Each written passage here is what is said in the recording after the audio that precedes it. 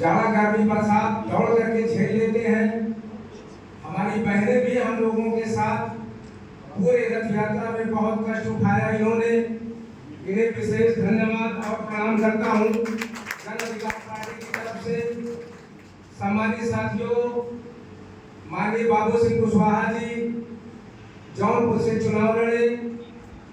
हम सब लोगों ने यथाशक्ति सहयोग किया और जिता भी लिया।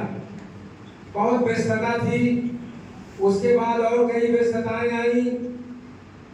मैं एक उदाहरण देकर के बात को खत्म करूंगा, समय कम है। पार्टी का जनाधार कैसे बढ़ाया जाए और किस प्रकार बढ़ता है। तो मेरा जनपद कौशाम्बी है। कौशाम्बी में मैं साल भर 1.5 साल से समय नहीं दे पाया। तो मैंने ये अनुभव किया कि मेरा कौशाम्बी थोड़ा धीरे आगे जाने के बजाय कुछ पीछे जा रहा है क्या। लेकिन हमारे जिलाध्यक्ष बहादुर जिलाध्यक्ष इंद्राज कुशवाहा आए हुए हैं, उनके काम में किसी प्रकार की कोई कमी नहीं है। लेकिन जब मैं पूरा उत्तर प्रदेश दौड़ूंगा, रथ यात्रा में रात दिन दौड़ूंगा, तो मेरा जिलाध्यक्ष तो कमजोर हो ही जाएगा। तो मैंने ऐसा अनुभव किया कि जो बैठकें हो रही है साल भर से, वो बड़ी कमजोर हो रही है। तो मैंने विचार किया, मेरे 4 विधानसभा क्षेत्र में एक चरवा ग्राम सभा है, वहां पर 1000 मौर्यों का वोट है। पूरे चौराहे पर अधिकांश उनके व्यापारिक प्रतिष्ठान है। और वहां पर एक कार्यकर्ता मुझे मिला, मिठाई की दुकान चलाता है 40-45 साल से।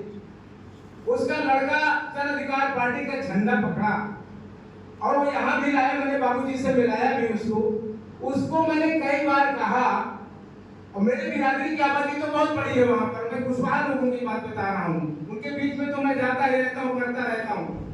लेकिन वहां ब्राह्मणों का बहुत बड़ा वर्चस्व है उस गांव में, चरवा चौराहे पर। तो उससे मैंने कहा कि एक बैठक करवा दो। उसने दर्जनों लोगों से बात की, कोई तैयार नहीं हुआ। तो बड़ा अफसोस हुआ मुझे। ब्राह्मणों का वर्चस्व गांव, हजारों कुशवाहा मौर्यों के वोट, कोई तैयार नहीं हुआ। तो मैंने लोगों से पूछा, मुझे कोई अगल बगल के 3-4 किलोमीटर के इलाके में कोई मौर्य कुशवाहा का बड़ा मोछा वाला कोई व्यक्ति मुझे मिलेगा। कई लोगों से मैंने चर्चा किया कि मुझे मोछा वाला मौर्य कुशवाहा चाहिए जो ब्राह्मणों से बड़ा मूछ रखता हो। तो उन्होंने बताया 2-3 लोगों ने कि यहाँ से 1 किलोमीटर दूर खेतों के बीच में एक कांता प्रसाद मौर्य रहते हैं। कभी कभी चौराहे पर आते हैं, बड़ा लंबा मोछा रखते हैं, धोती कुर्ता पहनते हैं। तो मैंने कहा कि अच्छा ठीक है, मैं उनको पकड़ता हूँ। उनको मैंने ढूंढते ढूंढते उनके एक दिन गया, वो मिले, उनसे मैंने अपनी व्यथा बताई। तो उन्होंने कहा, नेताजी मैं तो आपको बहुत दिन से जानता हूँ, लेकिन आमने सामने कभी नहीं हुआ। तो कहीं आप किस लिए आए हैं? मैंने कहा जन अधिकार पार्टी के ब्राह्मणों के गढ़ में सम्मेलन करना है और आपको उसकी अध्यक्षता करना है और मोर्चा को टाइट करके आपको आना है। अब जिस बात मैंने बताई, उन्होंने कहा ठीक है बेटे, बहुत ईमानदार है, मैं जरूर आऊंगा। और उसी चौराहे पर उसी गेस्ट हाउस बुक कराया हमने, जहां पर एक भी मौर्य नहीं तैयार होने वाला था। सैकड़ों प्रतिष्ठान है उनके। मैंने कहा यही पर मीटिंग होगी।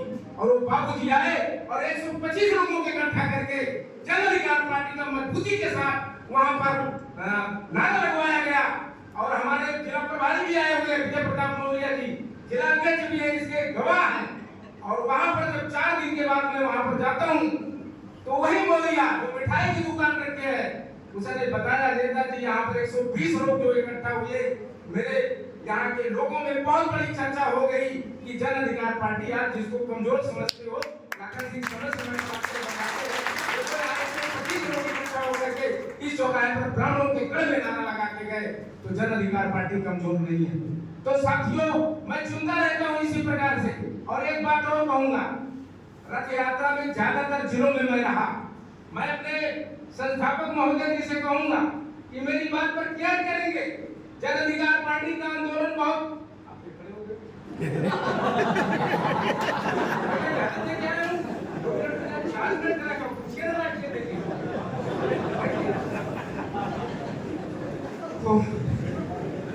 साथियों, ज्यादातर जिलों की रथ यात्रा में मैं रहा, मुझे बहुत अनुभव प्राप्त हुआ।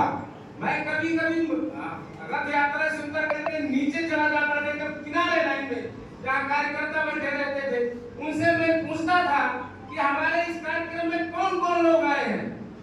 सिर्फ मौर्य साहब के सैनिक कुशवाहा ही आए हैं या 2-4 पासी और प्रजापति बिंद केवट निषाद प्रजापति और लोग आए हैं? तो लोग बताते थे नहीं नेताजी, पहली बार तो सिर्फ एक ही जाति के लोग आते थे, लेकिन अब की तो 4 बिरादरी के आए हैं और आपकी बिरादरी के लोग भी आए हैं। तो उन्हें प्रसन्नता होती थी। और उसके बाद साथियों, रथ यात्रा जहाँ विश्राम होता था, वहाँ कभी कभी हमारे जिलाध्यक्ष वगैरह कहते थे राष्ट्रीय महासचिव भी चलिए, आपके लिए विशेष व्यवस्था है, सर्किट हाउस में चले चलिए, गेस्ट हाउस में चले चलिए, या किसी कार्यकर्ता के घर में चले चलिए। तो मैंने कहा मैं तो नहीं जाऊँ भाई, मैं तो अपने कार्यकर्ताओं के बीच में रात भर नहीं रहूंगा, ये जो खाएंगे वही खाऊंगा, ये जो लेटेंगे और लेटेंगे, इसके गवाह है हमारे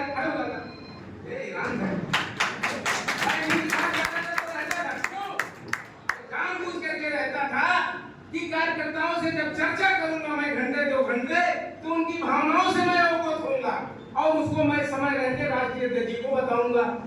तो साथियों, समस्याएं तो बहुत प्रकार की है। हम राष्ट्रीय अध्यक्ष से कौन, अरे राष्ट्रीय अध्यक्ष पहले वाले राष्ट्रीय अध्यक्ष जो सांसद हैं, उनसे हम चर्चा करके बताएंगे कि कौन से जिले में क्या गड़बड़ी है और कौन सा कार्यकर्ता हमारा दुखी है और उसके दुख का कारण क्या है। भगवान बुद्ध ने कहा था ना कि अगर दुख है तो उसका निवारण भी है। तो हम अपने संस्थापक जी से कहेंगे कि हमारे कुछ कार्यकर्ता यहाँ वहाँ थोड़ा बहुत दुखी है, तो उसका निवारण करने का अधिकार आपके पास है। उस पर देर सवेर जरूर विचार करें, क्योंकि उस पर जब विचार हो जाएगा तो कहीं थोड़ा बहुत इक्का दुक्का कहीं गड़बड़ी है तो वो सब सही हो जाएगा। तो सम्मानित साथियों, फिर रथ यात्रा अब चालू होने वाली है 9 तारीख से, वहां से गाजीपुर से भाई साहब के यहाँ से सब लोग वहां चलेंगे और भाई साहब की व्यवस्था तो अच्छी ही रहती है और बहुत अच्छी, क्योंकि सबको उत्तर प्रदेश में व्यवस्था करवाते हैं आप, तो आपको व्यवस्था अच्छी करेंगे। वहाँ अच्छा खाने को मिलेगा, रहने को मिलेगा, मिलेगा, सबको मिलेगा। इसलिए भाई साहब के जिले में जरूर चलना है,